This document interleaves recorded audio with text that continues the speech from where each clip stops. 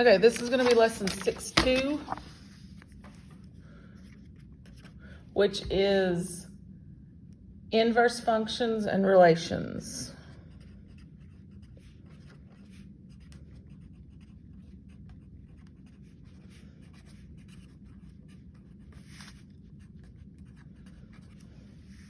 Okay, so this first video is going to be 1 and 2. So the first thing we're going to do is test if two functions are inverses of each other. So it's going to give you two functions, and then you're going to have to put one into the other, which is composition of functions, if you remember from our last video. And then if you get x, if it equals x, both compositions both ways, then those are inverses of each other. So the first one, they give us, they give us f function. And some of these are real simple because they give you, they're not real complicated. They just want you to understand. Now anytime there's a fraction, anytime there's an x in the bottom of your fraction, they're always going to tell you that x can't be 0 because you can't divide by 0 because that's undefined. So they're always going to put that little notation on there. So these are our two functions, and we've got to test them both ways. So you're going to have to do f of g of x composition, and you're going to have to do g of f of x composition.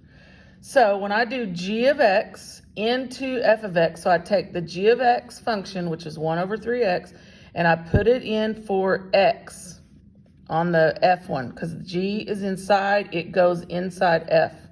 So f is 1 over, and then I put 3 times 1 over 3x. Well, the first thing you're going to do is cross out those 3's, and now you have 1 over x. And then this is division of fractions. To divide fractions, you actually, if you remember back when you were younger, you learned to flip the second fraction when you when you divided fractions. If you remember that back in middle school, grade school, you're going to do the same thing here. You've got 1 on the top, and then we're going to flip the second fraction, which is the reciprocal, so that we can multiply them and get our answer. So now your 1's can just cancel off, and that equals x. So far, these look good to be inverses of each other. Well, since these are both the same, if I go down here and do this composition, f into g, wouldn't I still get the same answer? Because it's the same function both ways. So if they're the same function, and this one got x, then that one's going to get x. So these are yes. So you're going to click the button, yes, these are inverses of each other. Okay, the next one on this group, you've got f function, x plus 4, g function, x plus 4. Again, same thing. And so we're going to do f of g of x, so we're going to put g function inside of f, and then we're going to put f function inside of g.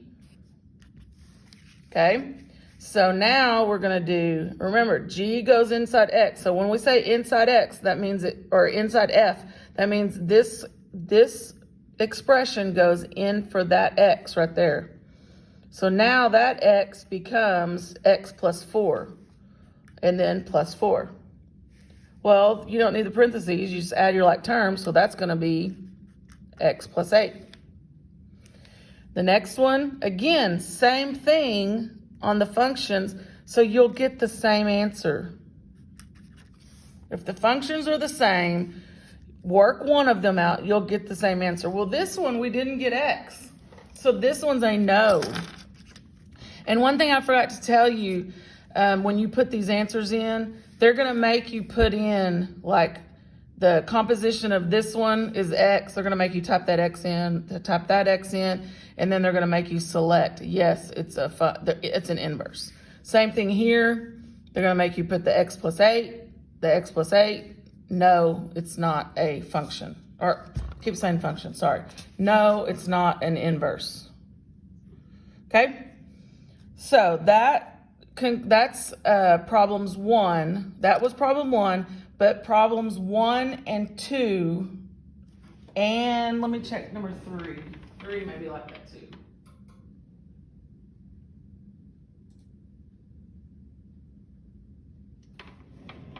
Yes, 1, 2, and 3. So this video covers 1, 2, and 3. This example covers 1, 2, and 3. All right.